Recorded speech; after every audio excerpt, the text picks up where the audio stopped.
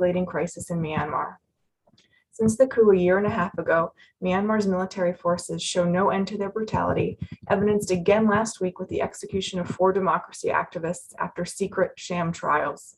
In just 18 months, the junta has killed and detained thousands of civilians, has brought the country to the brink of economic collapse, and COVID-19 and hunger have run rampant.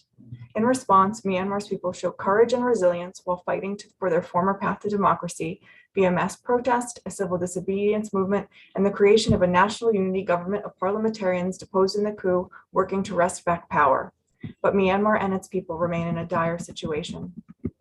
With us today to discuss what's happening in the country and ways forward are 2 experts and policy leaders who have long focused on Myanmar's politics and economy. I'm delighted to introduce them. Ambassador Kyaw Moe Tun is Ambassador and Permanent Representative of Myanmar to the United Nations. He was previously Myanmar's Ambassador to Switzerland, to the World Trade Organization, and to the United Nations office in Geneva. He's also served at The Hague, Indonesia, and Singapore. He joined Myanmar's Ministry of Foreign Affairs in 1993. And Ambassador Scot Marciel is the Oxenberg Rowland Fellow at Stanford University Shorenstein Asia Pacific Research Center and a Senior Advisor at Bauer Group Asia. He recently retired from the U.S. Foreign Service after 37 years, which included assignments as Ambassador to Myanmar, to Indonesia, and for ASEAN Affairs. He also served as Principal Deputy Assistant Secretary of State for East Asian and Pacific Affairs and in U.S. missions in the Philippines, Vietnam, Hong Kong, Turkey, and Brazil. He's the author of the forthcoming book, Imperfect Partners, the United States and Southeast Asia. Unfortunately, we just learned that our third speaker, Aung Min, who's the Union Minister for Human Rights of the National Unity Government of Myanmar, is unable to join us due to an accident in his family, so he won't be with us today. But given we have our 2 wonderful experts, Ambassador Marciel and Ambassador Kyaw Moe Tun, with us for an hour, let's go ahead and move on to our discussion. Ambassador Marciel, can you give a scene setter to our audience? What's happened in Myanmar in the months since the coup, and how have we arrived to such a dire situation now? Thanks, Debra. Thanks to Asia Society for having this. I think it's very timely.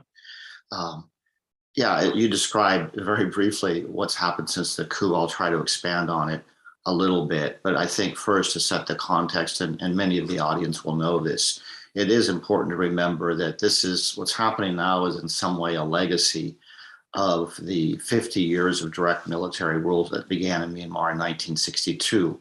And during those 50 years, the Myanmar military not only was a terrible violator of human rights, but also guilty of major economic mismanagement, corruption.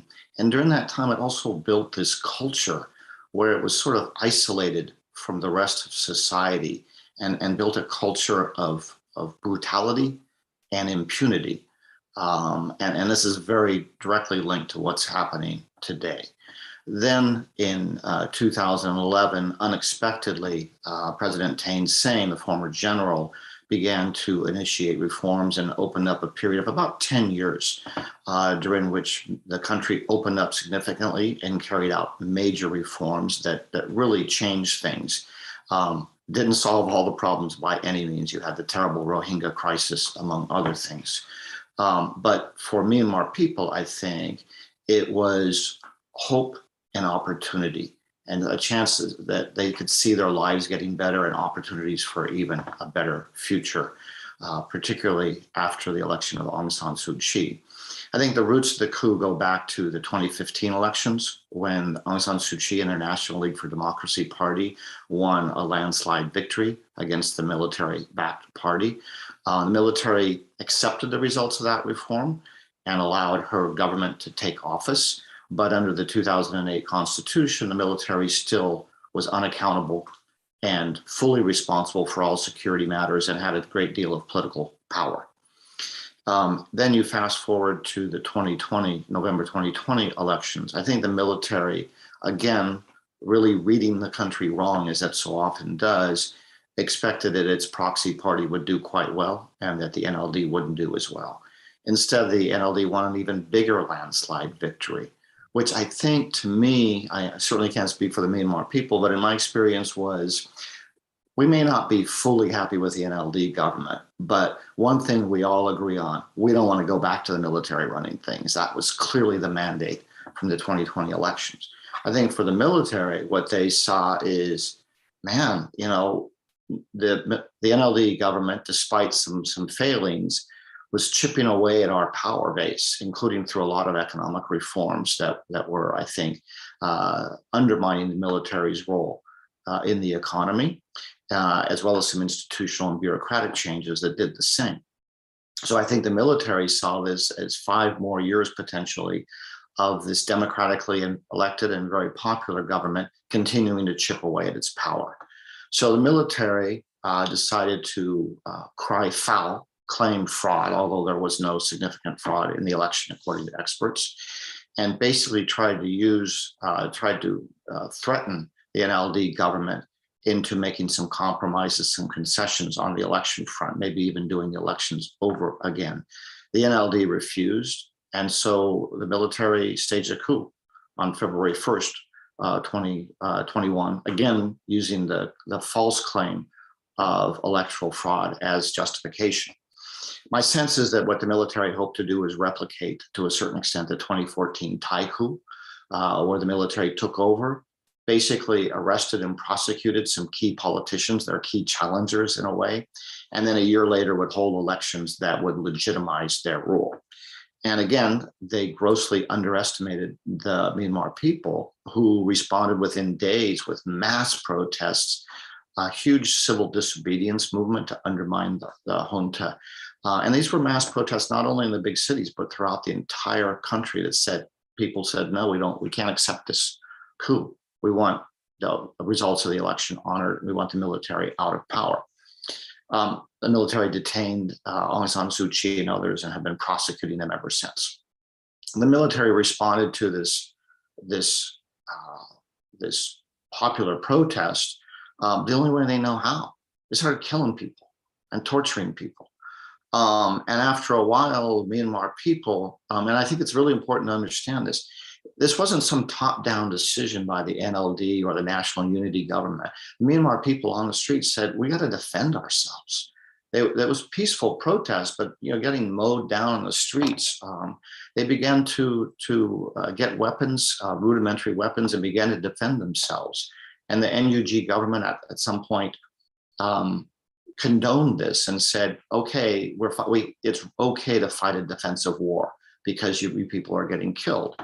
And that has escalated unexpectedly. I think you've had the formation of hundreds of these so-called People's Defense Forces at local levels that have been fighting against the military. So you have much of the country, I would say, united against military rule.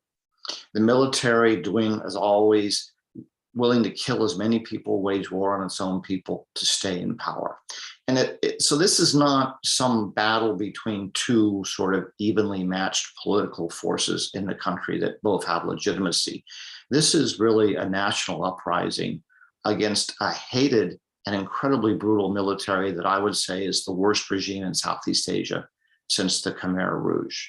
So over the last 18 months, you've seen an escalation of the conflict, continuation of the civil disobedience movement, massive suffering on the part of the people because of economic decline and the violence and brutality of the military, tens of thousands, hundreds of thousands of people displaced, the military burning villages, and of course, most recently, executing prominent democracy activists.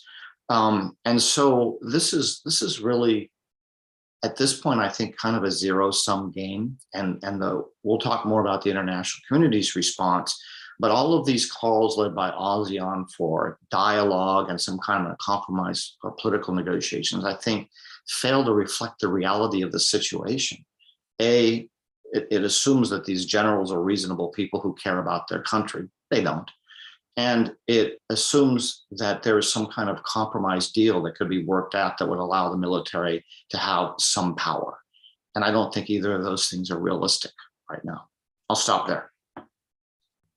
Thanks so much, Scott. A ton to unpack there. I'll turn over to Kyaw Moe Tun first, and then we can continue just in that line of conflict, but that line of conversation. But Ambassador Kyaw Moe Tun, kind of piggybacking on what Scott was saying on the country, can you tell us a bit about the human rights situation and the humanitarian situation with COVID, the near collapse of the medical sector, a free-falling economy driving up food scarcity, restrictions on aid groups, and ongoing warfare?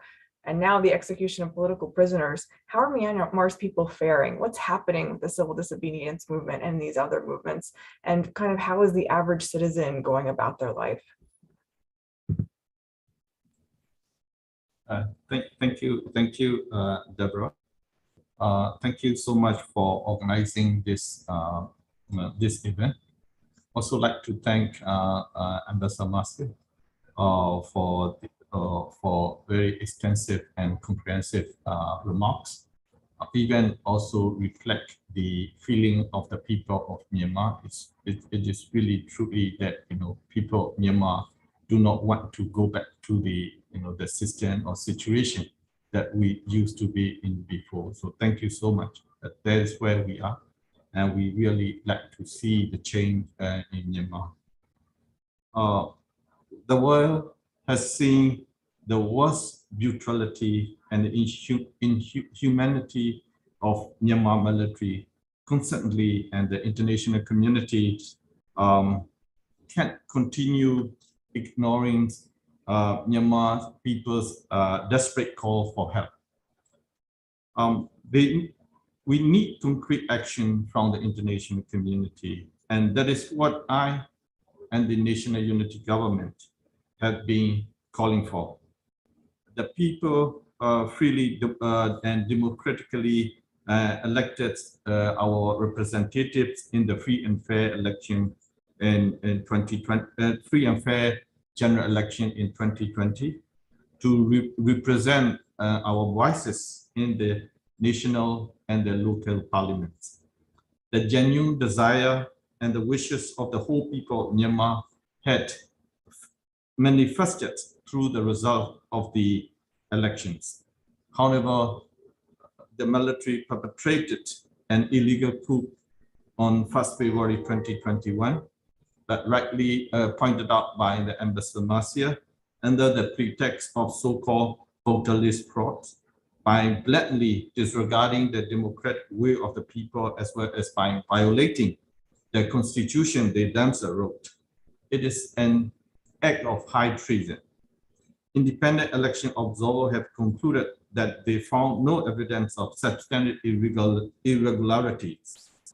On Monday, 1st August, military dictator Aung announced in a broadcast speech that the state of emergency was extended for a further 6 months, saying the country needs more time to return to stability and prepare for elections. It is completely upset. Until February 2021, the country had stability. The elected civilian government successfully held democratic election.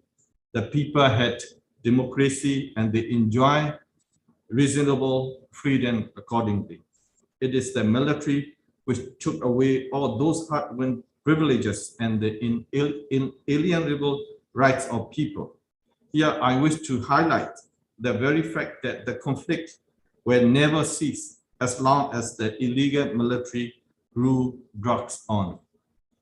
The military's brutality and reign of terror will never bring stability. That brings me to point out the military junta's recent barbaric and inhumane execution of 4 democracy activists, despite the appeal from the international community. Such extrajudicial execution was carried out by the military for the first time in more than 3 decades. I wish to stress that these executions amount to arbitrary deprivation of lives and another example of military's atrocious human rights record. And it is reprehensible. It demonstrates complete disregard for human rights and rule of law. Over the last 18 months, the military has engaged in extrajudicial killing, torture, massacres, destroying villages, and a massive violation of human rights, amounting to crimes against humanity and war crimes. The motivation of the military is obvious. It is their last attempt to instill fear in the people and pro-democracy movement. Yet, Despite the military's atrocities, killings, and daily inhumane acts, the strength and the determination of Myanmar people to end military rule and to restore democracy has only grown.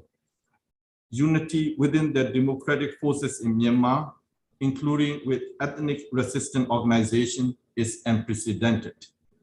NUG, People's Defense Forces, and EROs are working together, and their cooperation has been further consolidated.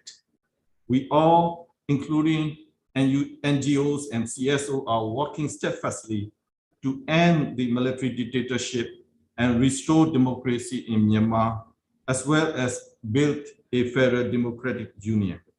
However, you all agree with me that the situation in Myanmar is further deteriorating.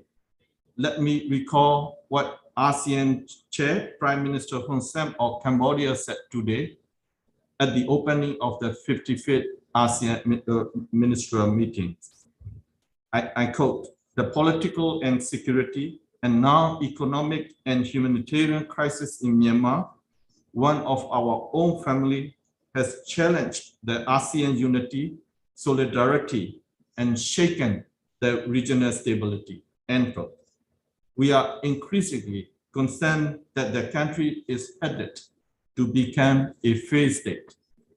It is utmost important for the international community to take a decisive, effective, collective, and timely action to end the military dictatorship and to prevent Myanmar from becoming a failed state.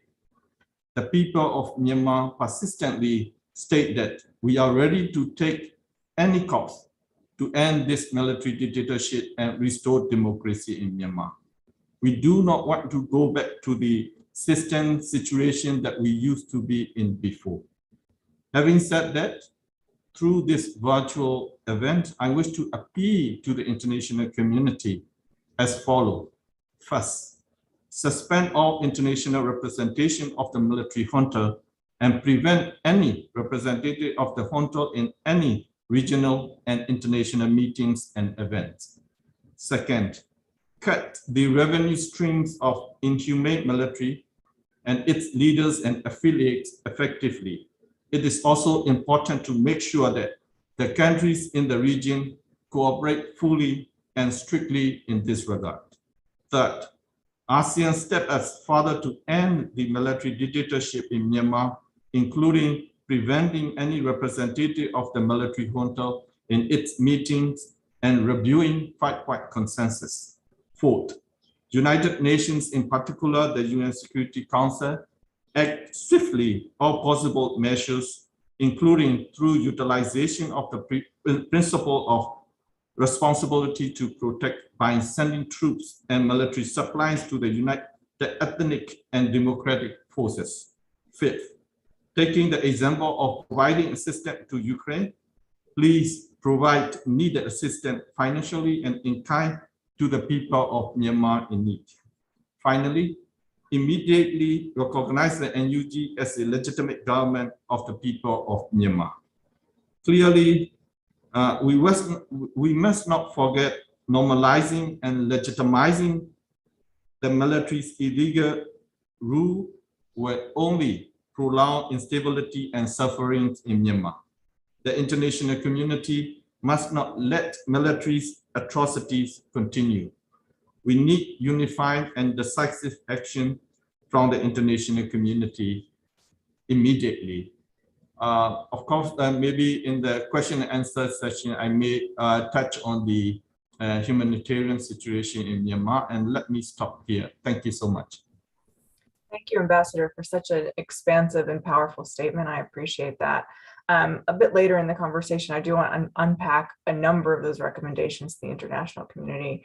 But first up, I'd just love to perhaps Scott or Kyaw Moe, you can really unpack a bit.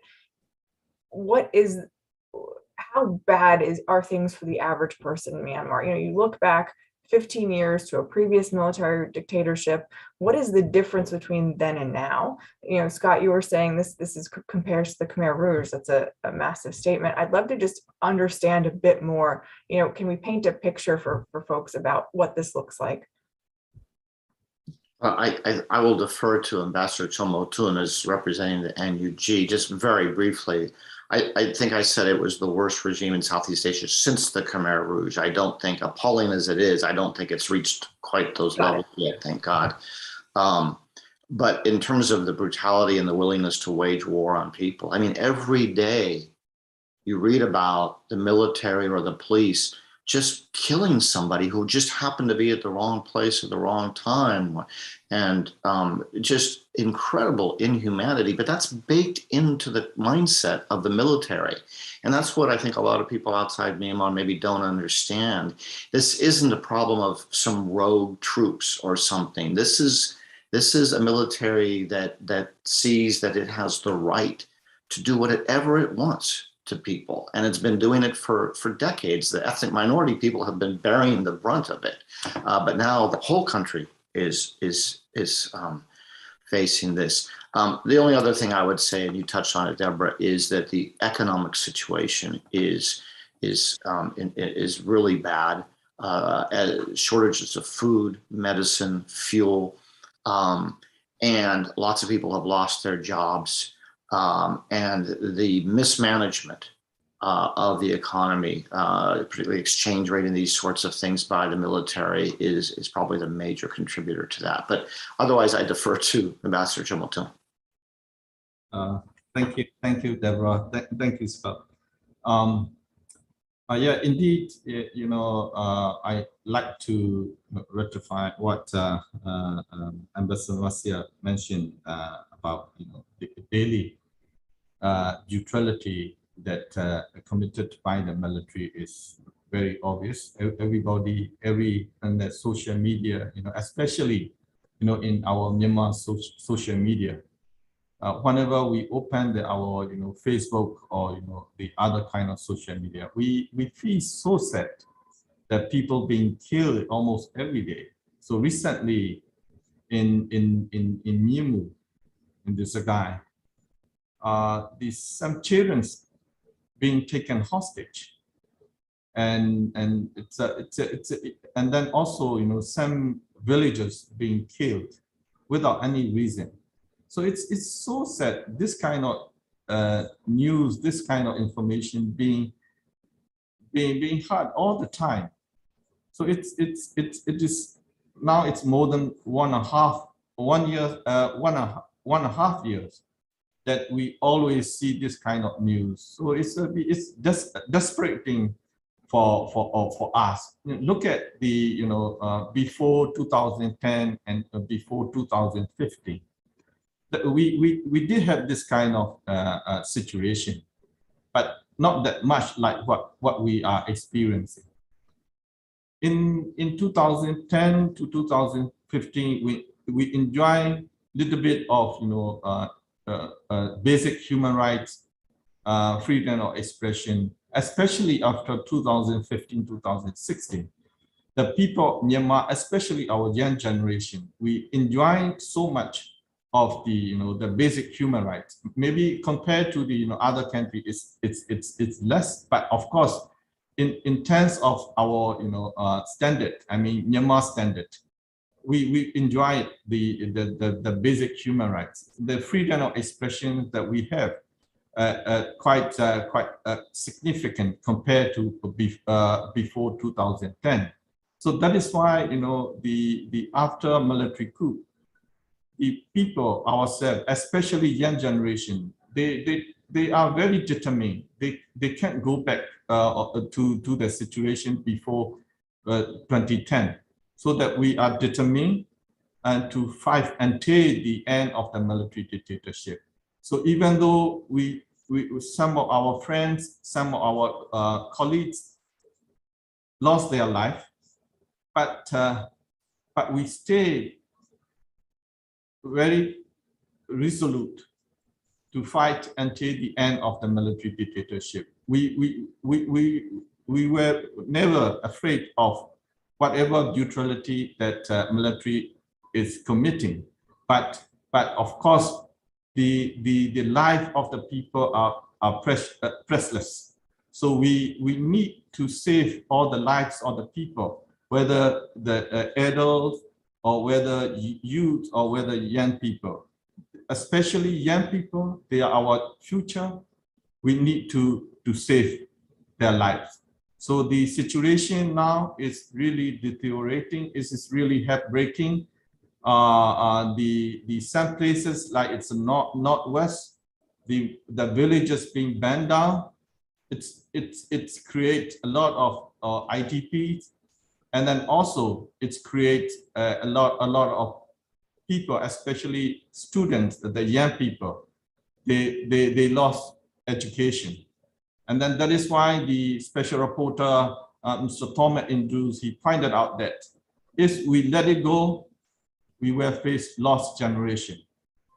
That is, we need to avoid it. So that is why we keep appealing the international community to take the decisive action, because the military, they can only, they will not listen to anyone. The pressure is only way up for the people of Myanmar to end this military dictatorship. So we need help from the international community. Thank you. I've stopped here. Thank you. And just to follow on that, on Monday, I believe, Min Aung Hlaing, the head of the military dictatorship, announced a newly extended state of emergency, so postponing further what would have been a sham election. What does this mean practically for the people of Myanmar and the deposed government? How does this change anything? May I take? Please, Ambassador. Thank you. Of course, you know, so we pointed out on the 1st of February 2021 that they give the reason for the military coup. It's ridiculous, I should say, sorry to say that. And then, you know, they extended after 1 year, and then now they extended after 1.5 years. In the people of Myanmar eyes, it is clear what they are doing is they don't respect the rule of law. They don't respect any existing rules and regulations that we have. They are doing what they want. They want to prolong their authority. They want to prolong the dictatorship in Myanmar. So there is clear in our eyes that, you know, they're trying to prolong their life there. They're trying to make the country worsening. And then again, you know, we are worried that, you know, because of the action from the military, we're pushing the country to become a failed state. So our eyes is we are very clear that the action we will never accept. We will not accept any planned election that may be pursued by the military, because the people desire is clearly, as I mentioned, manifested through the result of the general election in 2020. Thank you. Thank you. Maybe Scott, you may add something else with regard to the action or extension of the emergency, what you call state or emergency.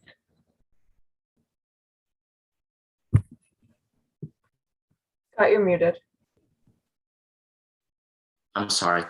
I think you covered it very well, Ambassador. The only thing I would add is any of us who've dealt with Min Aung Hlaing and the other senior generals, you just can't believe anything the guy says. So my guess is most people don't spend a lot of time trying to figure out what he really means. And Ambassador Marciel, we've talked a bit about the National Unity Government within Myanmar. Formerly worked for the US government and have worked all over ASEAN.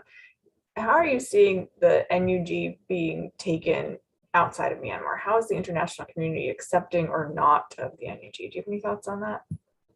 Yeah, I think it poses this situation poses a real challenge for the international community. I mean, you've got some countries, Russia. I mean, Foreign Minister Lavrov was in Myanmar today, cozying up to the junta. Russia, China, to some extent India, and others who are just accepting the junta. It's fine. They're in power. We'll work with them.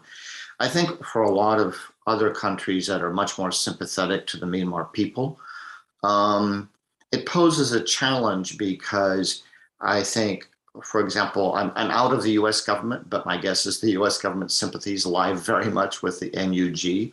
But since it doesn't wield effective power, it's sort of hard to figure out how to work with it.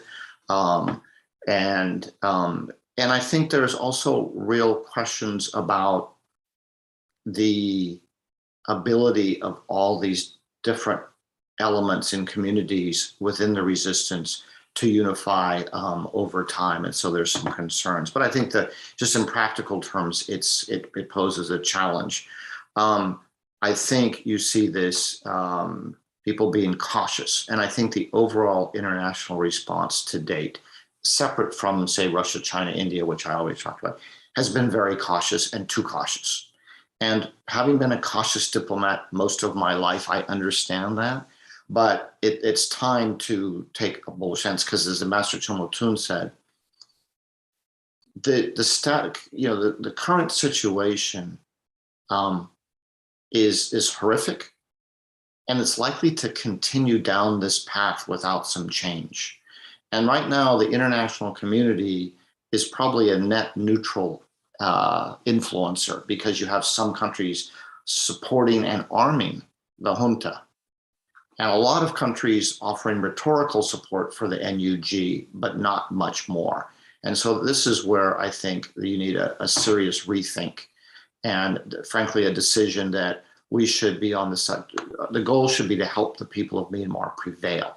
And then you figure out what policy you can have to do that.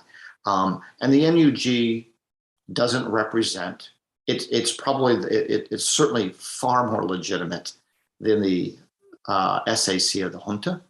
And it to a certain represents certainly a significant part of the population. But then there's the ethnic communities and others. And I think the NUG is working with many of them, trying to bring together a more unified state, a more unified effort. But that's an ongoing challenge. So I think it's working with the NUG, but with others as well. That's important. Thank you for that, Ambassador. I'd like to ask you both, and you both touched on this in your comments previously, but what would we like to see from certain actors in the international community to prevent further atrocities? So specifically the US and the UN. So perhaps Ambassador Marciel, I can turn to you for the US, and Ambassador Kyaw Moe Tun, perhaps you could say a little bit more about what the UN could be doing, and particularly some of their member states who've been supportive. So Ambassador Marciel, maybe I'll start with you on the US. Yeah, what I see is a fair amount of criticism of the UN, some of it justified, some of it I think less so. I mean, the UN Security Council, Ambassador Kyaw Moe Tun knows this much better than I do. The UN Security Council is, 10 member nations. It's not the UN itself that's making decisions, it's the 10 member nations. And as long as you have Russia and China and potentially others in there blocking any action, the UN Security Council is kind of really handcuffed and can't do very much. But I would like to see the Secretary General be more outspoken and take a more energetic role on this, particularly on the humanitarian side, where I think he could be very effective working with Thailand, India, and the rest of the international community. And I would like to see the UN make a better effort to make sure that its representatives are not working with the junta. When I say working with the junta, I don't mean that they're allied with the junta against the people, but they're conferring some legitimacy on them. As for the United States, I think the United States head and heart has been in the right place on this, as always, very sympathetic to the Myanmar people, harshly condemning the coup, imposing sanctions and the like, and engaging with the NUG to a certain extent. But I do think it's time for the United States and others to, my criticism, and again, I was in those jobs, so I know how hard it is. So I want to be respectful of the people who I think are trying. But for example, stop calling for the ASEAN 5-point consensus to be implemented. It's dead. It's been dead for a long time. And with all due respect to ASEAN, It was a good effort, but it never really had a chance. So it's time to, as long as people keep saying, well, let's implement the 5-point consensus, you're creating the illusion that there's a viable process underway when there's not. This is not a viable process. And so what I would hope is people in Washington, Europe, ASEAN, and elsewhere would sit down and say, okay, this hasn't worked. We need to try a different approach. And there's no magic bullet here. Sorry, that's a bad choice of words in this context. There's no magic solution here. It's about maximizing pressure on the junta and doing more to help the NUG and the resistance, including, I think, through funding, offering much more funding so that NUG and allied groups can operate better, can entice more military people to defect, can do more of the education that they're beginning to do on the ground, all of these sorts of things. So it's time to say we're really on the side of the people and we're going to put our money where our mouth is. Just to follow up on one piece of that, there's been a notion through all of this of ASEAN centrality in finding a solution, whether it's through the 5-point consensus or some other path forward. Is perhaps that notion one that we can no longer follow? Should a different band of actors be forced to contend with this dire situation? Well, I think it would be great if ASEAN could solve it, but I think it was asking too much of ASEAN. So, as Ambassador Kyaw Moe Tun said, these generals don't really listen to anybody. I don't think there's anybody in the world that could go in there and, quote, persuade Min Aung Hlaing to behave differently. It's just not realistic. So I think ASEAN is going to remain divided. It's going to be hard for it to take a really bold stance. It is important that at a minimum it continue not to invite junta representatives to key meetings. Hopefully, as the Malaysian foreign minister suggested, maybe even a tougher stance on that front and considering suspension. But I would like to see other countries that care work together more closely, including with at least some of the ASEAN countries that are on the same side on this. And again, I think doing some serious rethinking about the policy rather than being busy and saying, well, we've got the 5-point consensus initiative, let's just go with that. Thank you for that. Ambassador Kyaw Moe Tun, you are the UN representative for Myanmar. What would you like to see coming from the UN in particular, but also Myanmar's neighbors? Thank you so much. Also thank the Ambassador Marciel for very strong point that you made earlier. So with regard to the questions, let me touch four areas. One is US, one is UN, and ASEAN, and the people of Myanmar. I thank the United States for all the possible support that extended to us and to the people of Myanmar. We thank for that, but at the same time,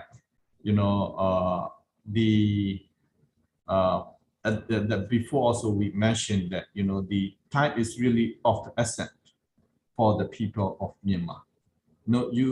Every hour, every day, people being killed, people being tortured, people being arrested.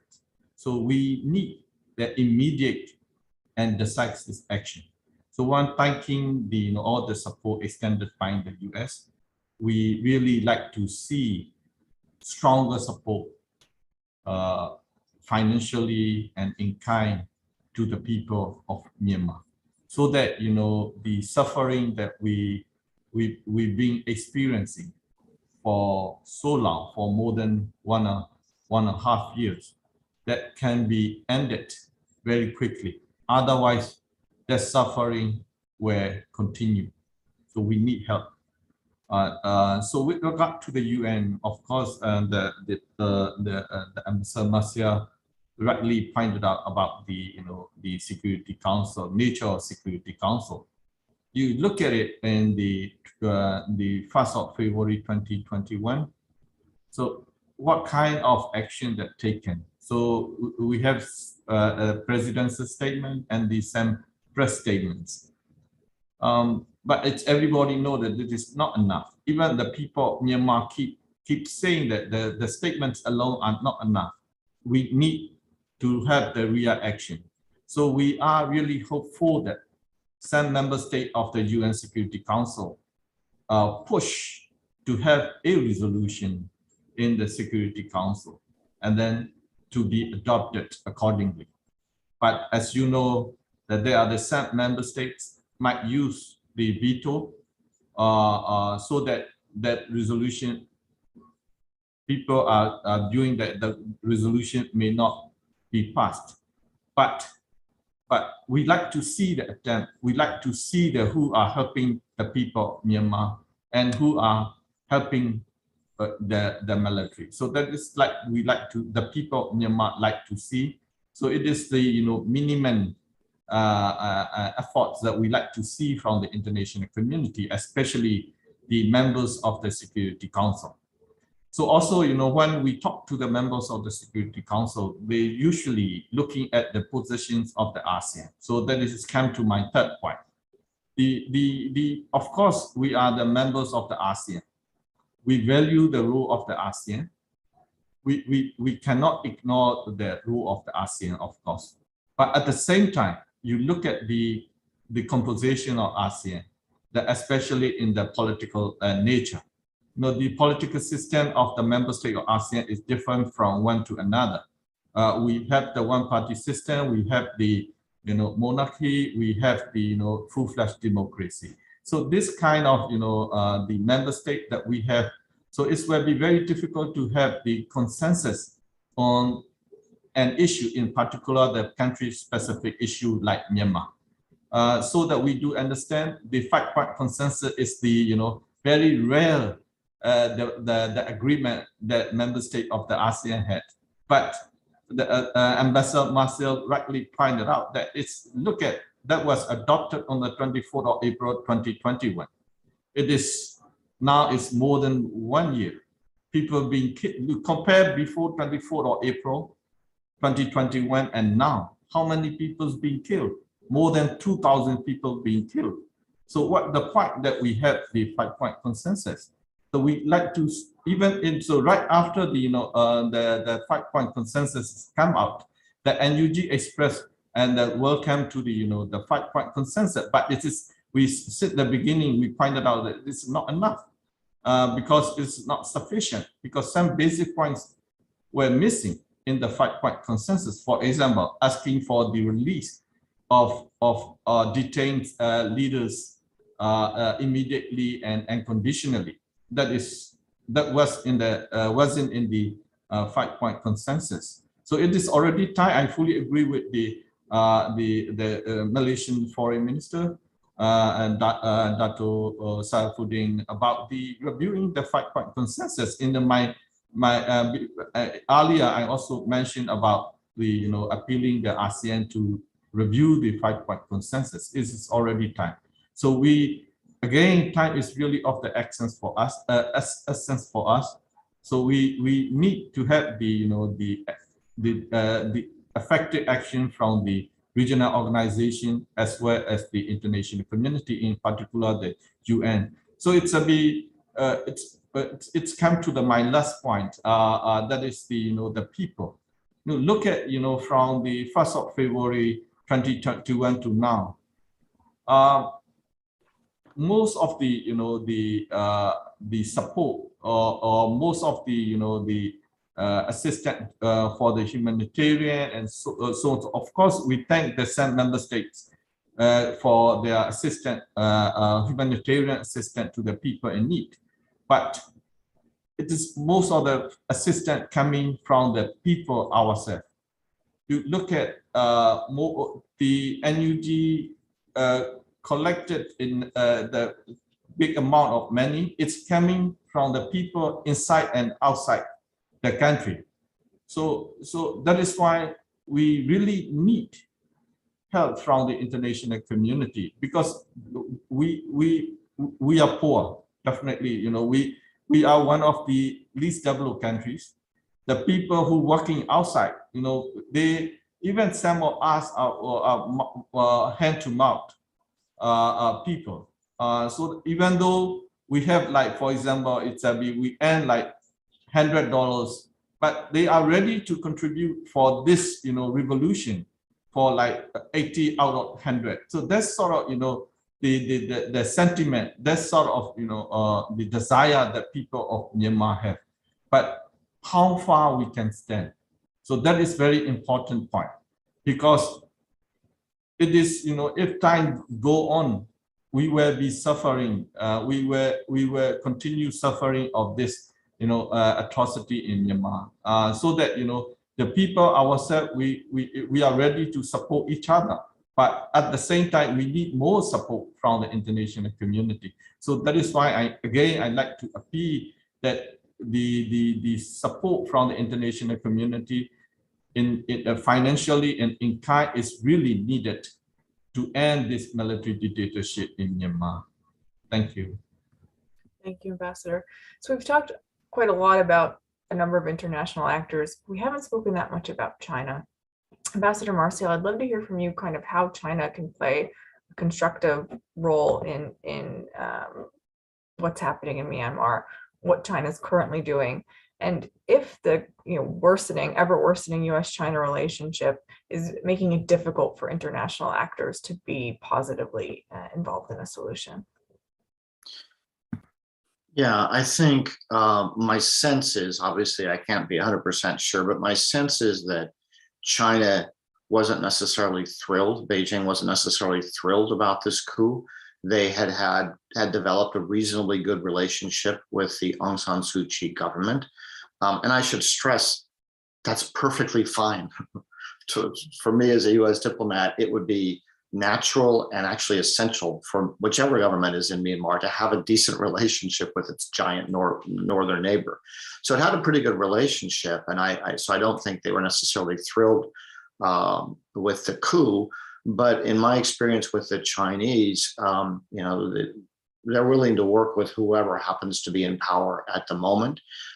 Their priority, I would think, is continuing their major infrastructure projects in Myanmar, which include a major port on the Bay of Bengal that would be strategically and economically important for China. And so they need enough stability and a decent enough relationship to be able to do those things. But again, my personal view is I don't think China has a particular interest in a very strong, unified Myanmar. It's easier for China, it can have more influence if it's somewhat fractious and they can play with the different actors involved. So bottom line is I would love to see China take a different stance. And I know there are some people in China who are concerned and wondering whether this military junta is going to ever bring about a reasonable amount of stability. So I don't know the extent to which U.S.-China discussions are, focusing on Myanmar. Probably this week, not too much. But I would hope that there would be conversations about, if you want a reasonable amount of stability, as Ambassador Kyaw Moe Tun said earlier, you're not going to get it from this junta. It's not going to happen. The best hope for stability and a reasonable amount of peace and a sort of functioning country is a return to civilian rule. When we talk about stability, those that share borders with Myanmar probably care about this the most. How do we better influence critical states like Thailand, who share a border with a number of Myanmar refugees, migrant workers? Is there enough being done within countries of ASEAN, so not ASEAN itself, to help Myanmar? Or what can we do for kind of critical states to get them across the line? Perhaps Ambassador Kyaw Moe Tun or Ambassador Marciel. Ambassador, please. Yeah, thank you so much.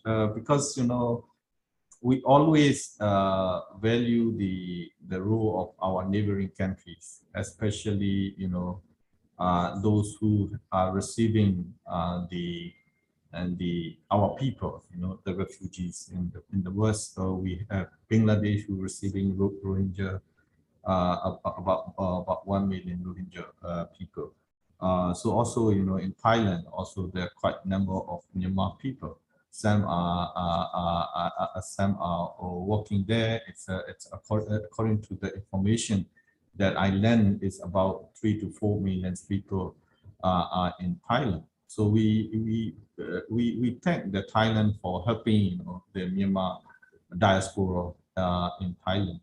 But at the same time, the situation that we are in now, the many people, especially those CDM, those who ran, those who escaped from the arrest of torture of military.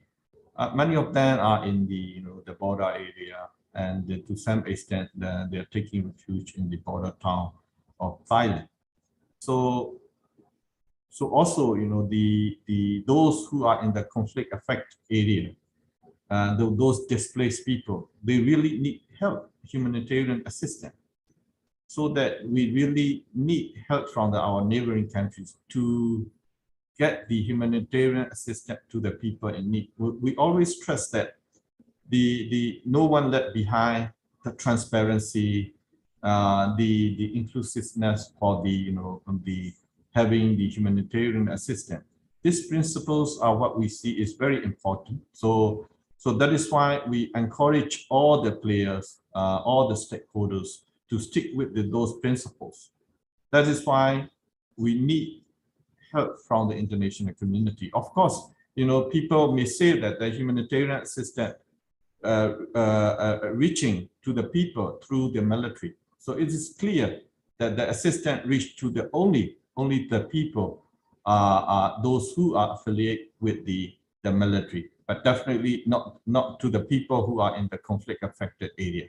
So that is why the reaching humanitarian assistance to the people in need in the border area is very important. So that is why we like to see strong cooperation from the Thailand with regard to the delivery of humanitarian assistance. We keep on requesting to have the cross-border humanitarian assistance. What we see is that this is the only way out for the people to receive the humanitarian assistance and immediately. Especially, when we are talking about the humanitarian assistance, we are also talking about the medications, because it is really needed now, because it's the rainy season in Myanmar.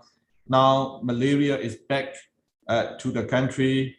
So because it's almost like 5-6 years ago, the Myanmar, we almost to declare that we are free of malaria, but it didn't happen. It's come back. Also the COVID is stay there, and so some people, some of us haven't received any kind of doses yet. So that kind of medication is really really in need.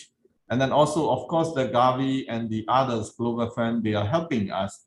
But again, the delivery of those medication and humanitarian assistance is really indeed. So that is why the cooperation and the support from the Thailand is really needed in terms of the humanitarian point of view. At the same time, also those people living along the border, they are seeking protection from the UNHCR because they are always being, afraid of being arrested by the authorities of Thailand or the